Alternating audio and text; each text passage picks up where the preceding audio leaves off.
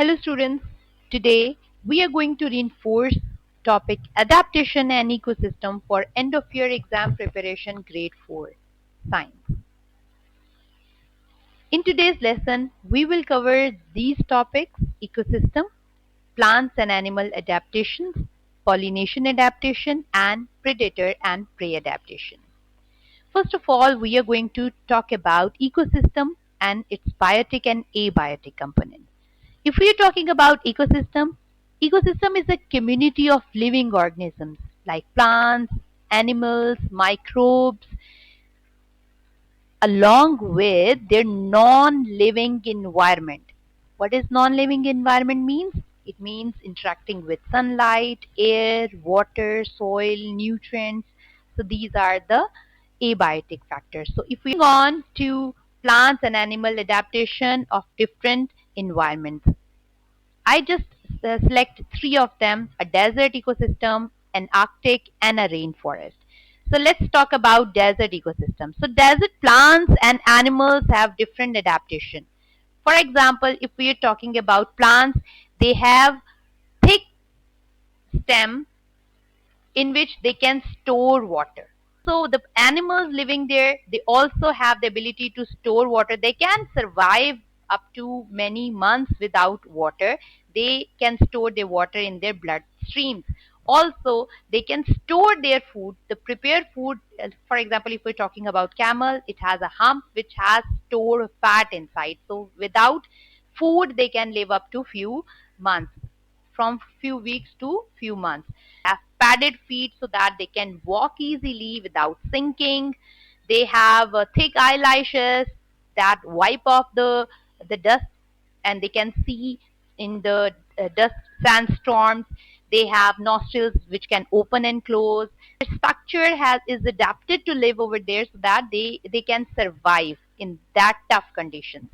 And if we're talking about Arctic region, so definitely the temperature is very low. It is very cold there. So their body is covered with thick fur, and inside fur there is a thick layer of fat, which is they have good sense of smell because everything is frozen there, and they can sense their prey easily.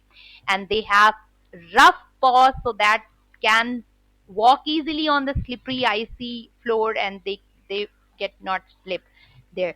And if we're talking about rainforest, as you can see, there is less availability of sunlight because that is very the canopy of the trees are so much, and there is dark inside. So there is a race of being very tall to get more and more sunlight. So the trees in the rainforest are taller. Why? To get more, to reach out the sun. And the plants which are not that much tall, they have wide leaves, big leaves, so that they get more and more sunlight to prepare their food. And the animals living there, they have sticky toes and paths to climb up the trees easily. So if we're moving on to the next slide, is the adaptation of plants. This question is very interesting.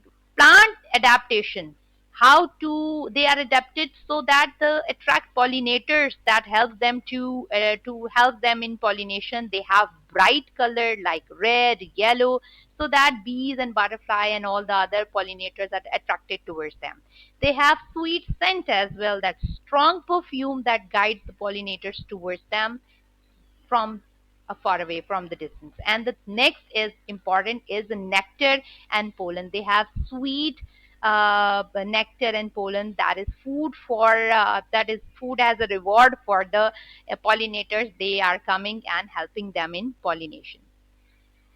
And if we are moving toward physical and behavioral adaptation of predator and prey, so this slide is very important. You need to clear one thing. If the animal is predator, they have qualities for fighting, for hunting. If the animal is prey, they have ability to run, and they have ability to hide themselves. So we are talking about predator first. So they have some strategies like ambush. Ambush is surprise attacking. They have like they can pack hunt as well. They have strategies. They are smaller in size, like hyenas and wolves. So even the dolphins, they use the strategy to hunt the prey with a group of animals. That is called pack hunting.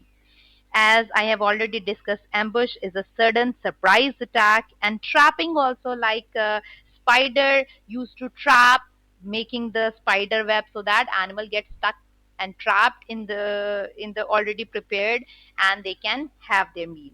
So they have some strategies of the predator. Along with this, they have sharp retractable claws, and they have strong grip. They have uh, forward eye facing, so that they binocular vision, so that they can point their prey. If we are talking about prey, so they have wide peripheral vision. You can see I just make a rabbit over here. They have eyes on two sides, and they can move. They have peripheral vision as well. They can move their eyes without moving their head. So these strategies are used by the prey for making itself safe from the predator attack. And this is all this video. But if you still have any question, you can comment me. I will try to make it clear to you. Thank you so much. Happy learning. Bye.